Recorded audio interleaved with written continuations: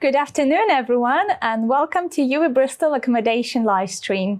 So today we're joined by our accommodation experts here in the studio who are here to talk you through the application process for our student accommodation, and they're also here to answer any questions that you might have about the application process or staying at UWE Bristol student accommodation. So we will be answering the questions that you have submitted on our social media channels prior to this live stream, but also this is a great opportunity for you to ask any questions you may have forgotten to ask or anything that's bothering you in the comments on whatever social media platform you're watching this live stream. And our lovely experts will answer your questions at the end of their presentation. So I would like to welcome Hannah and Craig here in the studio. Hello, guys. Hello. How are you doing? Yeah, good. Thank you. Yeah. So I hear you're right in the middle of reviewing all the accommodation applications. You're really busy. So thank you very much for finding the time to answer all the questions and take us through the process. So shall we go straight into your little presentation where you tell us all about the application process? Yeah, absolutely. Would you like to start? Well, our applications are officially open. They have been since the 20th of March. Don't panic if you haven't submitted an application already. This is much earlier than we usually do it. And this is to give all of the people that haven't yet applied a chance to do that. It's a very, very simple application process. Providing you've made an accommodation account on our portal, you log in and you submit your accommodation preferences. Let us know any additional information you might need. And once you've done that, it's simple. Well, we've got your application and we will start to allocate and hopefully get you offers out by June. Yeah, so it's really important before you can create your account, you need to have made UWE Bristol your firm choice. It doesn't matter if you've had a conditional or an unconditional offer, we just need to be your number one choice, and then you'll be generated your welcome ID, and that's your first bit of the login. So when you create your account, that's what you'll use, and then you'll set your password as well. Fabulous. So once you received your offer, will you then receive an email from the accommodation team telling you how to do everything? Yes, so that's the second part, which won't come for a while now. So again, don't panic if you've not heard from us. The likelihood is we have your application. You can contact us to check if we got it. And yeah, once we've allocated and sent the offer, you will receive an email. That email will let you know that you've got the offer, and it will take you back to the portal where you've been already to submit your application. And you follow the instructions to accept that. You do pay an advance rent payment. That is £400. That does come off your first instalment of rent. So it's not a deposit. It is that small payment which reduces the first instalment, which is quite nice as well. Makes it a lot easier come October. So yeah, when you do submit that and you accept your offer, you pay the £400. After that, you'll also be asked to set up your direct debit, so we can just automatically take your rents. That goes in line with what you submitted on your application. So depending on where you're allocated will depend on how many rent instalments you can pay. But if you're in a UWE Bristol accommodation, then you can pay it all in one go. You can pay it in 3 or you can pay it in 8. Most people do it in 3. Yeah, that's the standard one. It tends to coincide with the student finance loan, so it's quite handy. Nice. However, the 8 instalment is quite popular as well because it's more frequent payments, but they're a lot less. So there's 2 kind of options depending on how you want to manage your rent payments. Yeah, and you can also choose how long your contract is going to be. So the standard is 42. If you're on Glenside, we do 45-week contracts because of placements. So it's, that's our health and social care campus. So they often they have a placement, so they need that extra 3 weeks. But we are also looking at doing extended contracts. So if you want to stay for the summer, there is an option to tick a 51-week contract. So that can sort of, especially if you're an international student and you have a job or anything like that, you don't have to worry about moving out come next July. That is very handy. To be fair, I was an international student, and the stress of finding somewhere to live in summer. Oh my God! Yeah, so that's great. Well, it also helps, like you said, for when you take that step into the private sector. Sometimes there's a small gap. Yep. It's not quite large enough to go home. Yep. So you can opt to that. You've got somewhere to stay. And you've got all your stuff. Exactly. Yes, that's the other thing. So you're not hauling it back and forth. So that makes everything easier. And then I think the only thing we need to touch on is like the preferences. So when you submit your application, if we take it all the way back to that, what you'll be asked to do is rank 6 preferences. So it's not necessarily choosing the building you're going to live in, because buildings are all built differently. Some have a mixture of en suites and shared bathrooms. Some have some studios and others don't have studios. We thought the best way to do it is to choose where you're going to live and the type of bathroom that you want. So that's what you're going to rank in order from 1 to 6. Number 1 being your most favourite, number 6 being your least favourite. So if you really want to live on Frenchay and you really don't want to share a bathroom, put Frenchay en suite as your number 1, and then maybe Frenchay is more important than sharing the bathroom, so then you might put Frenchay shared bathroom, then consider the city centre, and then maybe because you're not studying on Glenside you don't want that, and then studio at the bottom because you want to live with other people. But you do have to rank all 6 before you can move on to the next part. So that's really important to get all 6 in. Because otherwise the application might get delayed. Is that correct? Yeah, I mean, you'll find that it won't let you continue until all 6 are ranked. So we've also, I think as well, just to touch on, we've introduced a priority section as well. So I think it's cost, type of room and location. So that just gives us more information from the application. If the type of room is your top priority and that is ensuite, then we know that as long as you've got an ensuite, you're going to be happy. Same with cost, because again, our accommodation ranges price-wise massively, doesn't it? Yeah. So that also helps as well. So that's a new feature. So hopefully that helps just give us more information to allocate people to where they want to be. Yeah, that sounds less stressful as well, because what if you went for like a cheaper option and then you have to go for a more we expensive recognise that as well. And with the difference in prices, because they all do range, again, it just helps us not put you somewhere that is not a top priority for you.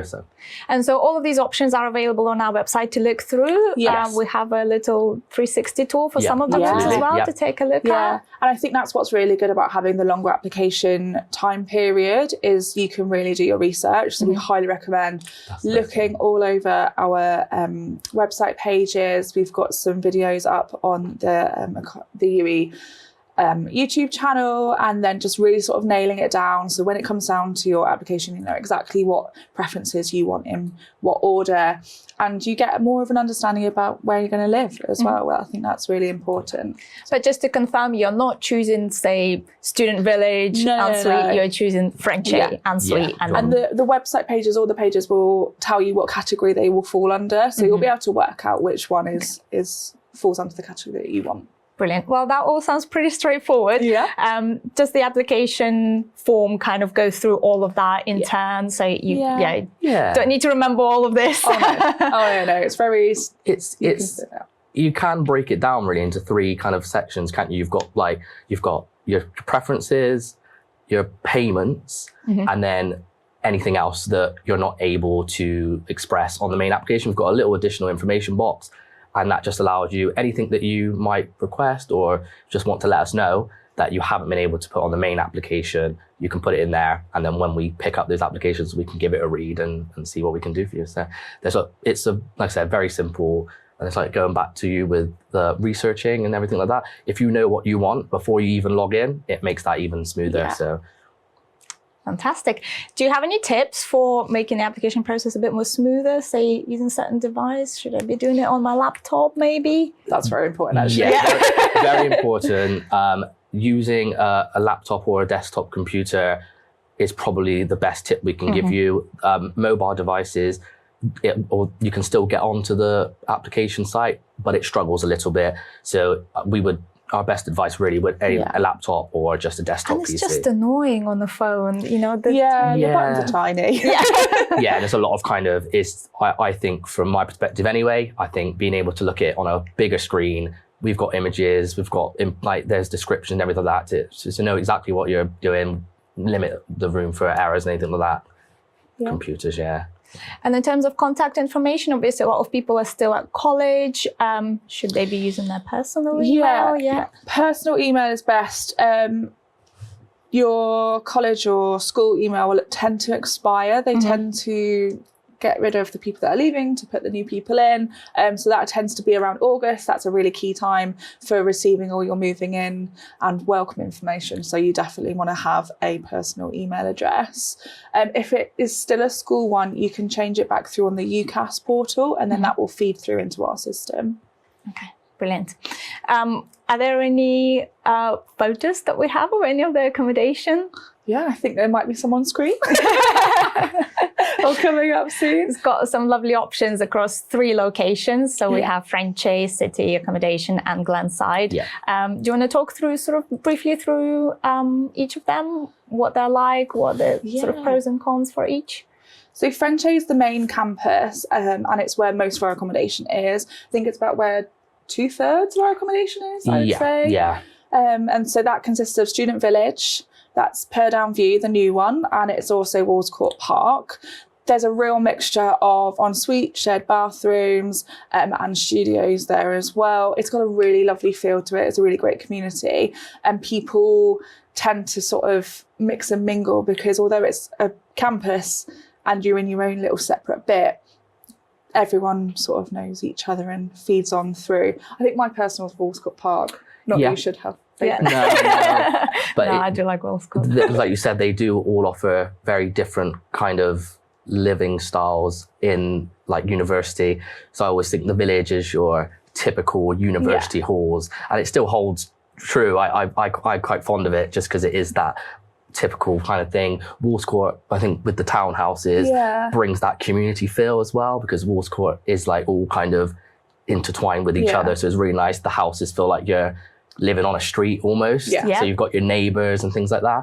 And then Purdown, again, just being the newer accommodation, kind of combines both, I feel. Yeah, I really like how Purdown View's laid out. So it's got really nice big courtyards in the middle of it. It's got loads of social spaces. So it's got the communal kitchen, it's got the student life hub, it's got the move studio. So all students have access to that through like a timetabled sort of free gym membership, basically.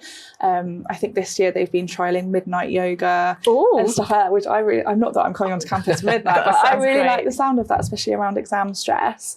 And then there's also inside, all the flats are a different size. So this is a Purdown flat. Oh, yeah. So you could be living with 4 people, one of 4 people, you could be one of 8, or you could be living as a studio. But even if you are in a studio, you've got neighbours either side of you that, you know, if you want to go and watch the match on a Saturday, you can knock on their door and do that. So I really like the community side of it. Yeah. Yeah, Purdown View is just It's really so nice. impressive, isn't it? And really you mentioned lovely. the communal kitchen as well. That's something they can book for events. So you can book it for your events. So if you've got like a birthday party, or like we've just had Ramadan, so people had iftar and Eid in there. Student Life do lots of events in there as well. So they've started doing cookery lessons, mocktail classes. It's so fun. It's nice to step away from your own kitchen as well. It's just really, it's nice to see it being used as well for like social things and stuff like that. So it just makes you want to go back and be a student and pay the £9,000 just use the Purdown kitchen. Yeah, so that's Frenchay, and then we've got Glenside, which we touched on earlier. That's sort of a little bit east of Frenchay. It's our health and social campus. I think it's really beautiful. It is. I think it's such like picturesque, like bit Hogwartsy. And then they're a real mismatch of flats as well. So I think every single room is a little bit unique, which I think is really nice, because you could have these massive, massive windows, so they get loads of light in as well, which is obviously very good for your mind. And like we said earlier, the contract is slightly longer as well. Very green as well, isn't really it? So green. if you like your nature, it's very nice. Has it still got the campus cat? The Glenside lion. Well, I haven't seen him in a while, but maybe, he's a little star on social media. But also, he's just so cute. And he always comes to student accommodation because he knows students are going to feed him. But also in spring, the blossoms on Glenside is just, again, and in autumn, the opposite is really beautiful. Exactly. For Halloween as well, you know. It's so nice vibes. Oh, brilliant. And then we have the City Centre. So they are managed by our partners with Unite. So we work really closely with Unite students. So UWE will allocate you, and then once you're in-house, Unite will manage you. But we're always here as well for it.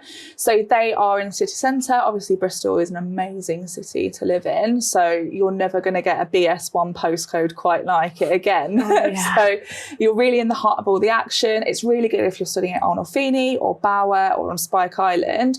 But what's really great about it as well is we have really quick transport links. So we in Bristol have the metro buses, and 3 of those go up to campus. So I used to live in the city centre myself, and you can get from, let's say, Phoenix, you can get from Phoenix to Frenchay in about 20 minutes. So it's just like a normal commute. Frenchay is a good bus hub, isn't it? You can get anywhere from Frenchay campus. Yeah.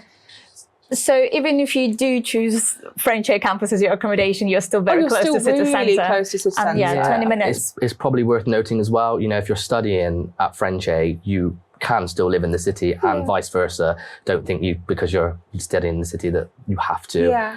You can mix and match. So yeah, please don't worry about that.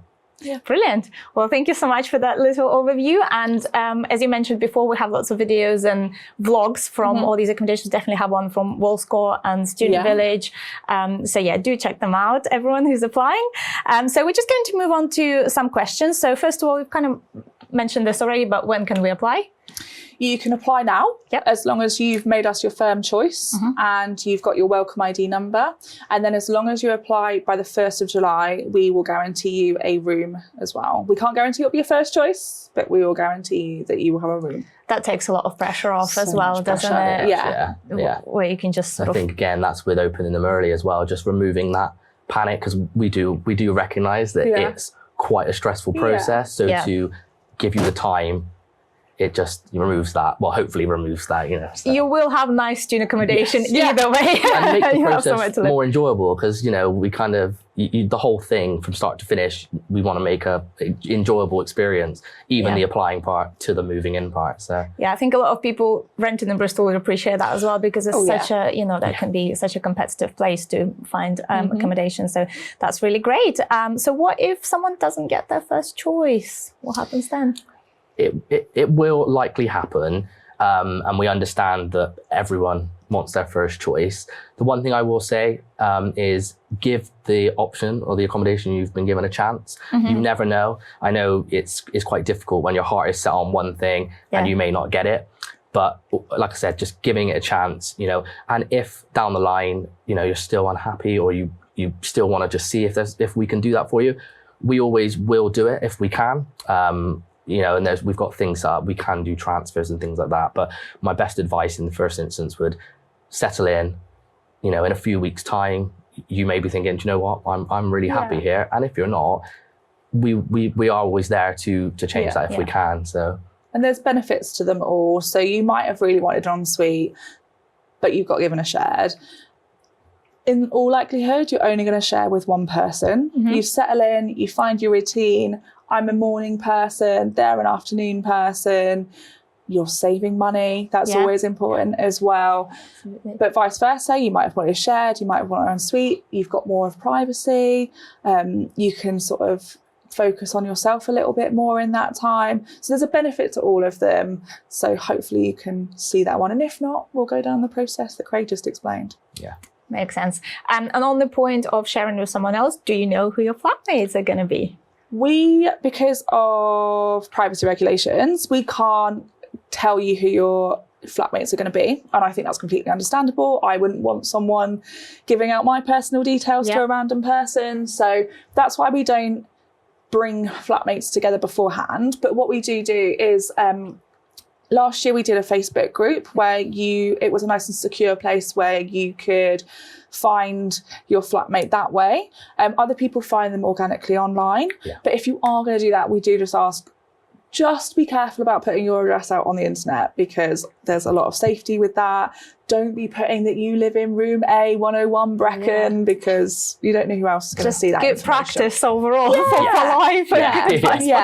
So we can't tell you, but a lot of people do find them. Yeah, power of social media. They all find each other. So And can you live with your friends? If you know someone who's coming to you as well and you want to live together? You can choose one friend on the application. We stick to that one friend just because in our smaller options, you know, we don't want 4 people who know each other all living together it creates the whole point of the accommodation is to make new friends. Yeah. But we do understand that you do want that comfort sometimes of having a friend. So you can put that in. There is a section on the application.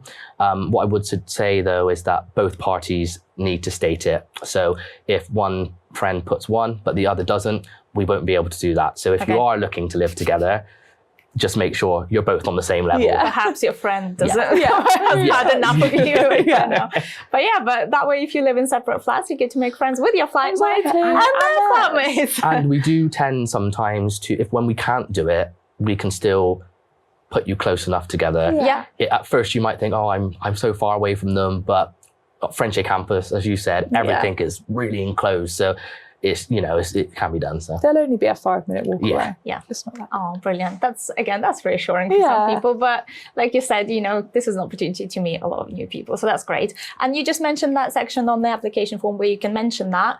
What other things can people sort of ask for? Do you consider any, if someone's a mature student, if someone kind of prefers a quieter space, what sorts of things would be considered then? So we have the additional information box, so that will cover anything that we can. You can pick same-sex accommodation, alcohol-free accommodation. Yes. I don't think there's a specific thing for quiet, but quiet's quite a popular one in terms of the additional information. Whatever it means for you. Yeah, exactly. Obviously, we can't guarantee that flat or house is going to stay quiet. But if you state it, we will allocate you with like-minded people. So we'll build around that quiet preference. With age, we stick to an age range. We won't put one age group with a vastly different age group. So there's no need to worry about that. But that's the main 3 things. Yeah. But yeah, and that's exactly why the additional information thing is there as well. So just, you can put anything in, any reasons why you may require an ensuite. It might touch on accessible needs as well. We do have accessible accommodation, where we might reach out to you if there's specific requirements that the room might need as well. But you can put a range of things into that additional information box. And if we can meet it, we will. And often you'll find that myself and the rest of the admin team sometimes will just give you a call just to ask that question, maybe elaborate on it a little bit more. Or sometimes if we can't meet one of the preferences, we might call up to say, look, we aren't able to meet this one, but we can meet this one. What's more important to you? So, we can always tweak and make sure that we're giving you the best of your application, essentially. So. Brilliant. So make the most of that additional information section because there is a human on the other side reading it and making sure you get the best experience. And it's also, again, worth noting that if you've submitted your application and there's something you've missed, email, call us, we can make amendments to that. So don't worry, it's not set in stone and unchangeable. We can make tweaks because we understand sometimes it's done really fast and then you think, oh, I've forgotten something. I want to add that in, we can do that. So brilliant. I want to create best possible experience for all our students. Amazing. So on the other side of things, if for any reason you need to leave halfway through your contract, can you do that? Yep, it does happen. We have liability, don't we? So it depends on if you're continuing to study and leaving the accommodation or you're leaving both university and your accommodation as well. These will be outlined in the terms and conditions of the accommodation contract. So it'd be very worthwhile reading that. Obviously, when we get the information that someone is leaving, we again explain that they may be liable for a certain period of time in the accommodation, but we do our best to find that replacement student as soon as possible to release you from your contract. But again, if that time comes, we'll give you that information a bit further down the line because it can be quite confusing. So we don't want to confuse you or put you off or anything like that, but we'll explain the process and what we do to make sure you can depart and everything like that. Okay, brilliant. Thank you very much. One that obviously a lot of international students will probably be worrying about, can you apply before you have your visa? Yeah. Absolutely, yeah. So you can put your application in because nothing's set in stone until you are here, basically. So you can submit your application, you can accept your application, your offer, and you can pay your advance rent payment. If it all falls through and the visa isn't successful, hopefully it is, then we'll pay back the advance rent payment. It's absolutely fine. So it's really important that even without the visa, you can still submit your application, get it in, get that weight off your mind, and then hopefully we'll see you in September.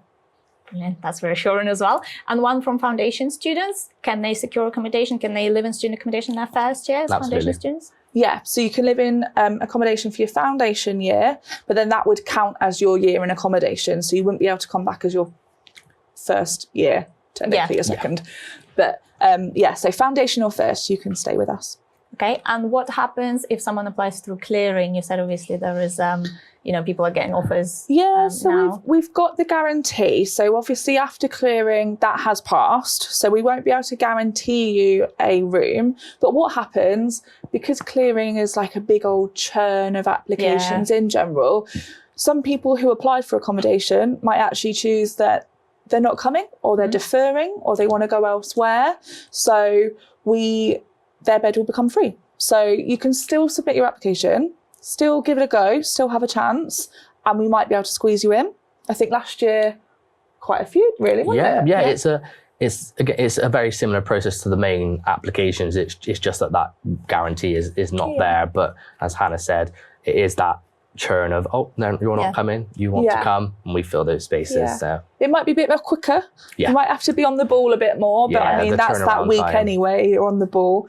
And then you'll hopefully come and see us. If not, there's lots of private accommodation and we can send you some resources on that. We also have the advice centre as part of the Students' Union, and they're really, really good at private accommodation in Bristol. So don't worry too much about it. And this is also something that students would do after their first year, kind of they're looking at second year accommodation. There are some sort of agencies that will say, that they're the good ones to work with. Brilliant. So we do have some questions from online as well. So one of them is, do we need to pay for accommodation in advance, like pay a deposit, as you mentioned, or do we pay while we're living in it? So just to reiterate, kind of what's the process? So it's not an immediate payment. Obviously, you pay that £400 advance rent payment to secure the room. But I believe the first instalment of rent is usually due October or November. And then depending on whether you pick 3 or 8, they will just follow in time as you're there. So it's not move in, pay immediately. There is time. And our finance department is also very good at, if a payment needs to be delayed for whatever reason, you can contact them, let them know that you're just waiting for loans, because student finance doesn't always come in straight away. They're not going to be, oh, you have to leave now, you haven't paid, so don't panic. As long as you let them know, or let us know, and we can let them know, don't panic, basically. Good, thank you. Next question is, what are the rules for guests in accommodation? Are we able to, sorry, that'll probably be the next question. But are we able to transfer accommodation if we have issues with flatmates? But let's tackle the guest one first. Guest one? Yeah, so guests, you're allowed to have a guest stay only for 2 nights out of 7, basically, so they don't move in. And when you first move in, we really encourage you not to have guests. So there's no overnight guests for at least the rest of September, and sometimes a little bit into October, depending on when welcome weekend falls. And it's just so you get used to living by yourself, or you're settled in, you're unpacked. But other than that, you just sort of book them in online. There's a form via our Student Life website. It's really easy. And it's just so we know who's on campus for fire safety and everything like that. We do just ask that they are well behaved. So they will reflect on you. So if they break the rules, technically you've broken the rules as well. So best behaviour, please. And that they aren't left alone in accommodation. Again, just for fire safety. So if you're popping out to the shops, they've got to come with you. So you don't really say no to guests unless they cause trouble. Yeah, then we might... Okay, so there is a process for it, which is good. And then, the next question from the same applicant is, are we able to transfer accommodation if we have issues with flatmates? What happens then? Yes, it can be done. In the first instance, we have our accommodation managers, which are there to kind of resolve any issues. But it has happened, again, it's one of those things. If we can do it, we will do it. But I think in the first instance, we're always there to try and resolve any issues before we go down that line. But to put anyone's mind at ease, it can be done if need be. Okay, Thank you. And you mentioned, obviously, students are guaranteed, first year students get to live in student accommodation. So this question is about students with UWE Carers bursary. Are they guaranteed accommodation in their second year? Yeah, so if you're UWE Cares, you can stay in our accommodation if you want to for the duration. That's correct, yeah. So that's all okay. You will have to submit your application every year, and you might have to move rooms or move flats or move properties, but we will guarantee you something. Brilliant. Thank you. Next question. These are now from our Instagram comments. How secure is accommodation for Erasmus students? So for students who are on international exchange? Yeah. Well, we have 24 hours. So secure. Security is 24 hours, Security. 7 days a week, 365 days a year. So they are always on campus. There's also security cameras up in like the main communal bits. So not inside the flats, but in corridors, pavilions and stuff like that, and outside the properties. And on the back of your student ID card, there's the security number. So you can call that at any time of day or night if you're worried about anything, and they will come and investigate for it. So it's really secure. Okay. And things obviously happen where you lost your keys, things like that. Will that be security as well?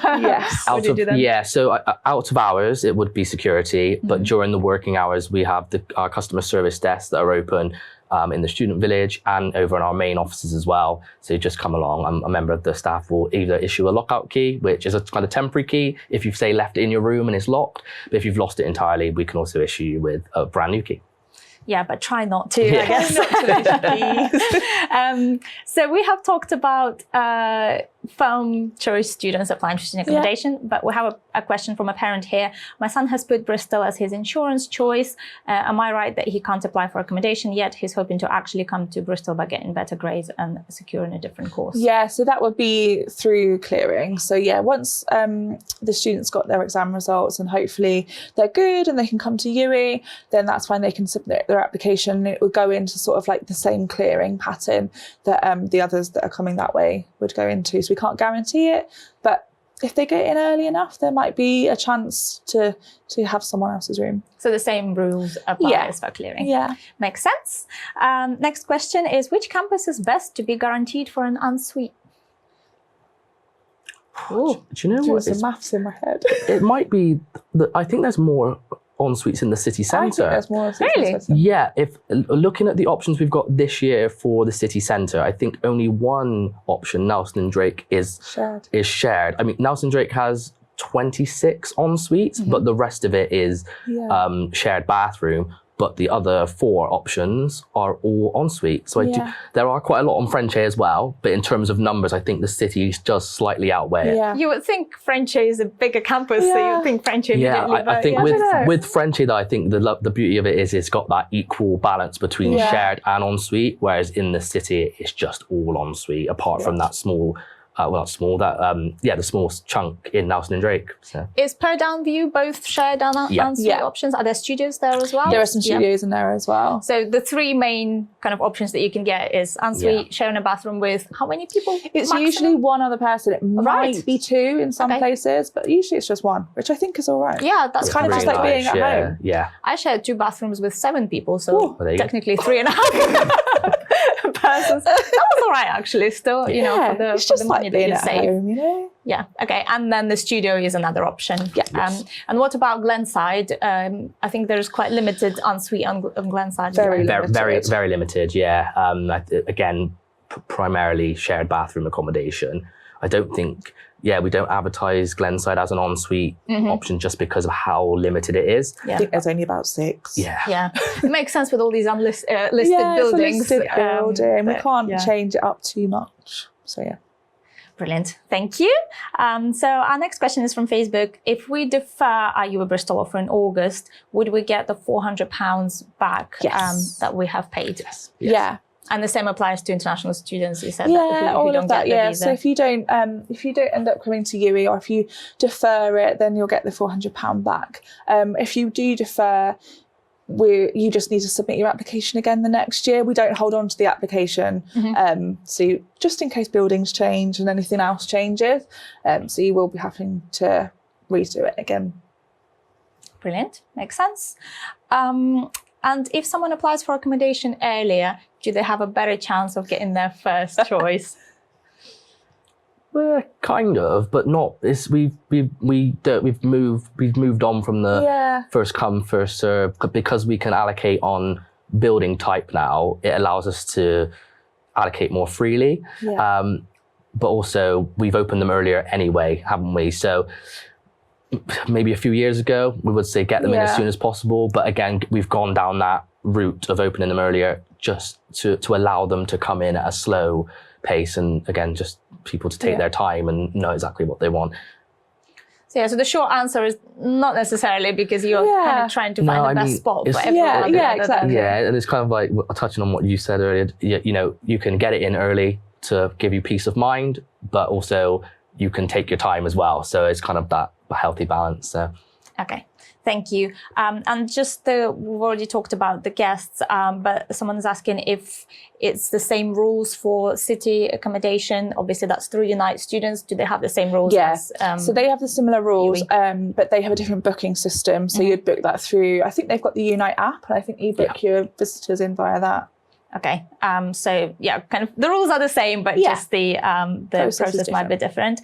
And is there any parking areas available around the property on the Frenchay? Oh, Frenchay parking. Frenchay has very, very limited parking. I think even the staff can't always park on there. So there is no parking on Frenchay.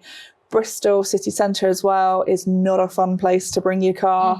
It's got the CAS, it's got very limited parking, so there's no parking in the city centre.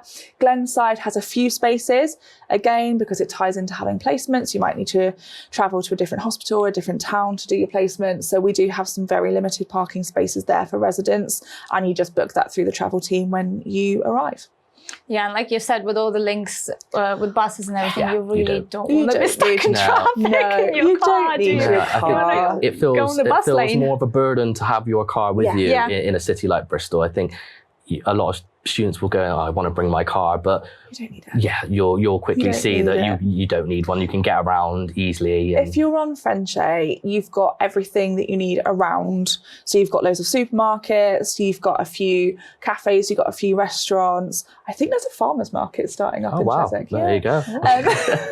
And then you've got the bus sort of big bus stop as well. So loads of bus routes go down there. So you can get a bus to the city centre in 20 minutes. You can go down Gloucester Road. You can go down Fish Ponds. So you don't need a car. And similar for the city centre. Everything's pretty much walkable. Bit hilly, but walkable. Oh, yes. Well, hilly can be it's a great problem for driving as well, right? You got to get your clutch right. But no, if I lived in city centre, I would have definitely taken the bus to Frenchay. I don't have a car. It's so quick as well with the metro bus and everything.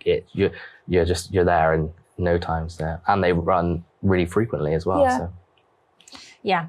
So one of my next questions is, you said that obviously, people can choose to live in the city centre, even if they're studying Frenchay. The question about Glenside, can I live on Glenside if I study on Frenchay? You can.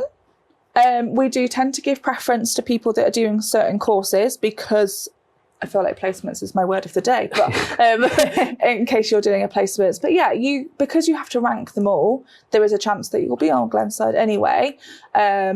But most people choose to live near the campus that they're going to study on, or either Frenchay or City. Just that Harry Potter looking accommodation can be very attractive. You want the experience, especially as an international student. Of course, you want to live like you're in a Harry Potter movie. That makes sense, but also that works the other way around as well. If you are studying on Glenside. Absolutely, yeah. How is the commute from Frenchay to Glenside? Personally, I'd probably cycle it. Yeah, you could cycle it. I mean, you could even walk it. It'd take a little bit longer, but it's a lovely walk as well. I can walk it in about half an hour. Yeah, but I think the cycle. So you can just cycle on through as well, and I think it's only about 10 minutes if you cycle. Nice. Or there is a bus. There's a bus. There is a bus as well. It's a bus stop right up on the opposite side of the road as well. So so we've talked about bus and transport, and in terms of cycling in the city centre, have you? Yeah, Bristol's a really cycle-friendly city. All of the accommodations have bike sheds as well. So if you do want to bring your bike to campus, let us know and we'll add it to either your key card or your fob. And then that gives you access to the secure bike sheds as well. Probably one of the better ways to get around Bristol, I'd say. think so. Aside from the hills, but Yeah. you get to go down them sometimes. So. And then we've got loads of cycle paths as well. So you can go, I live just by the Bristol to Bath cycle path. So that's really handy as well. So I can go up that to work. And that's goes all the way to Bath, which is about 13 miles if you really want to go that far. But we've also got Concord Way, so that goes more down sort of Gloucester Road way, and then across into, if you want to go south of the river as well, there's really nice cycle paths along the harbour, and that goes more towards Barrow Ashton campus as well. Oh, brilliant. Yeah, that sounds great. So if someone is struggling to choose between city and campus, what would you recommend? I would say, from my perspective, choose what you want and don't worry too much. If you're, we do with the city, if you're living on Frenchay campus, there is a slightly longer commute. We make people aware of that, but ultimately it's your decision where you want to live, and as long as you're happy with that, we're happy essentially. And again, I keep going back to that research, but again, if you know exactly what you want, what it offers and all of that kind of stuff, then it makes it easier for everybody. That's probably my best advice. There's benefits to both, or to all three really. So it's sort of like if you're on Frenchay, your lectures and you study on Frenchay, like 5-minute walk from everywhere you go, which is really handy. You can pop home for lunch, so you're saving money, or you can take yourself off to the library, that kind of thing. But then if you're living in the city centre, like I said at the start, you're living in the heart of one of the most amazing cities in the everything UK. There, haven't you? Yeah, so you might focus on volunteering or using your free time to have a part-time job, or maybe sort of like networking and because we have quite a lot of the artistic students that live on the city centre, so it might be that you're doing extracurricular classes or using the amazing studios that we have at UWE and everything like that. So you might want to be a little bit closer to that. But then also have everything from Bristol right there on your doorstep. Bristol is an expensive city, so you're never really going to have that BS1 postcode without paying a lot more money. Definitely. And what's it like getting to Barrow Ashton, the creative, what was how Arnold Finney and Spike Island, but what about Barrow Ashton? There's a few buses that go here. You'll have to go to the centre of Bristol. So the centre of Bristol is actually you'll understand when you get here, but it's a strip of road, and that's where loads of the buses go from. And there's quite a few that go down towards Bower, if not really close, and you can walk on in, or if not, cycle. And again, the cycle from the city to Bower is really lovely. So. And there's the pretty Ashton Court estate near the campus as well, with all the deer. Oh, again, makes you want to go and pay the £9,000 again. So another question is, can students stay in their accommodation throughout the whole year? Talking about holidays, like you mentioned, summer as well, but mainly Easter and Christmas. So it's a 42-week contract, and that really does start usually middle of September, and that runs until the start of July. And you can stay. So if you are an international student, you don't have to leave for December when we go home for winter break. And similarly, you don't have to leave for spring break. You're more than welcome to stay on campus for the whole time. It's your room, it's your flat, it's your home.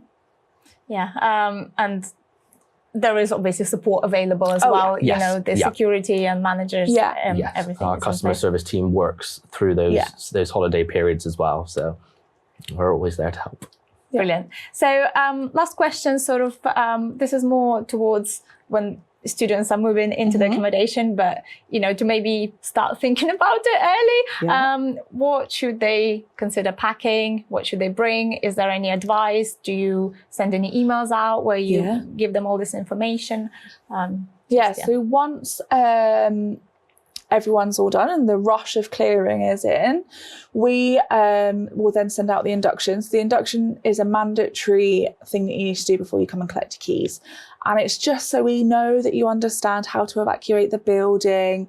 We know that you understand the visitor policy. We know how you understand how to recycle, how to be a good housemate. But it's also got lots of key information about how to arrive on campus, where to go, what to pack, what not to pack. what to definitely leave at home. What would that be? Please don't bring fireworks. No fan heaters. No fan heaters. But yeah, it's all there. And then we'll also send a couple of bits of information out via email as well. But you could look on the Student Life website now. That's all on there too. So you get yourself a little uni box going already. All of the flats are pretty much partially furnished. So it's everything that you can imagine you'd get in a hotel, let's say. So you've got your bed, you've got your mattress. You will need to bring your bedding. So bring your duvet, your pillows, all of the cases that go over it.